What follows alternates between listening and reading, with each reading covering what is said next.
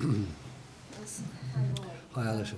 Was that a case of managing the game incredibly well until you were forced into a change right at the end and your defence struggled to cope with playing that as well?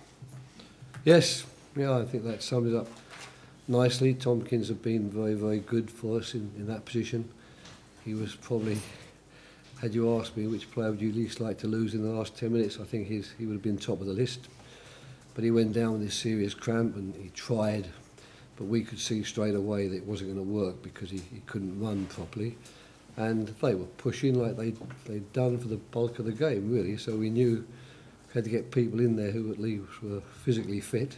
A bit disappointed, you know, the corner kick takes you by surprise there. You know, you see it go over and you see Aaron Bissaka about to clear it and all of a sudden it's a corner kick. So that was a major disappointment. And then, of course, Tompkins, who was marking Harry Kane's off the field, and poor Damien, who's just gone on for 5 or 10 minutes, finds himself in that situation. So all those things, I suppose, add to the disappointment, the frustration, because it's so strange in football that had we drawn the game 0-0, despite the fact that Tottenham had the best of the play, the best chances and the lion's share of possession, we'd have actually been feeling very pleased with ourselves in terms of what we have at our disposal at the moment and the way the lads went about their business. But when that goal goes in 2 or 3 minutes before the end, suddenly it's a feeling which deflates you enormously.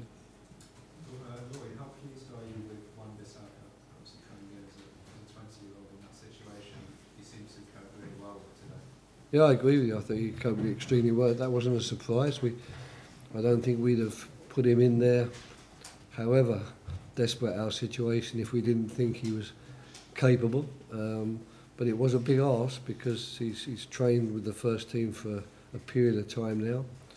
But he's not really had any opportunities to play in the first team. And to get your first game at home to Selhurst Park against Tottenham Hotspur with the way that they play, and in a team which is a little bit wounded in terms of the players you're going to have around you, I thought he handled it extremely well.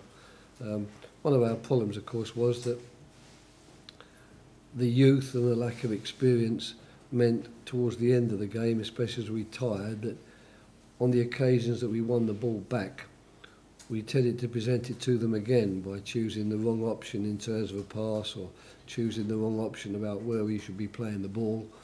And these are things which I fully understand, and I don't expect anything different from the team in that respect. But that was a factor towards the end. In the first half, we were a little bit more lucid in terms of what we were going to do with the ball when we won it back as we tired, and they were just pushing and hoping, I suppose, for that magic moment.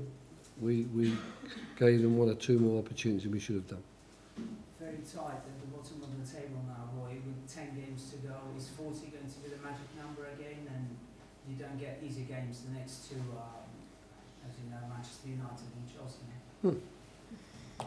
Well, after 7 games, we were, I think, 7 or 8 points adrift, 8 points at least if you count goal difference. At least now we're level.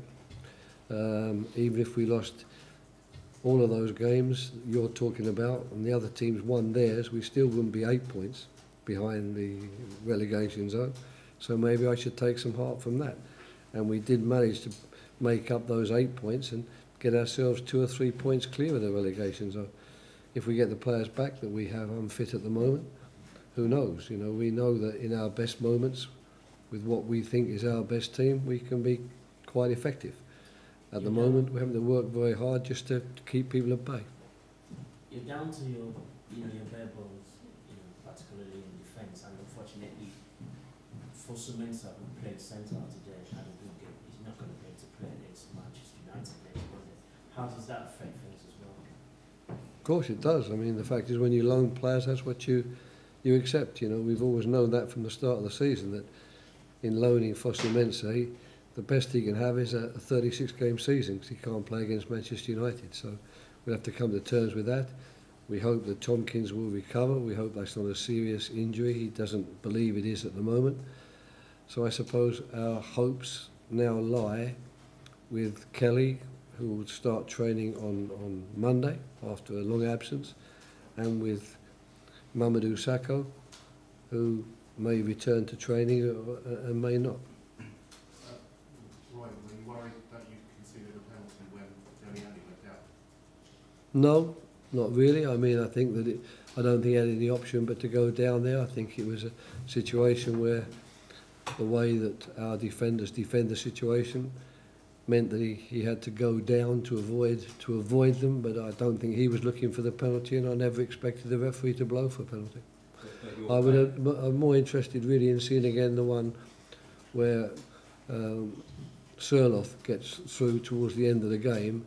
I guess that's not a penalty either, but I'd like to have a look at that one too, and I think it was certainly that excited me more in terms of a penalty than the other one distressed me in terms of a penalty. But your crowd were getting a bit distressed with Delhi on the two incidents, with the Hennessy one as well. Yeah. What did you think of that?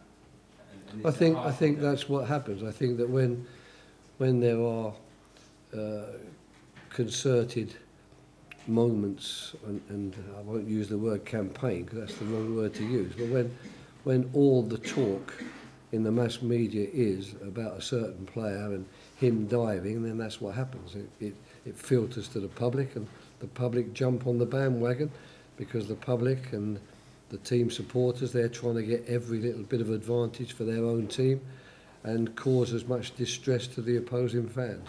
But your players squared up to Delhi though, it wasn't the fans.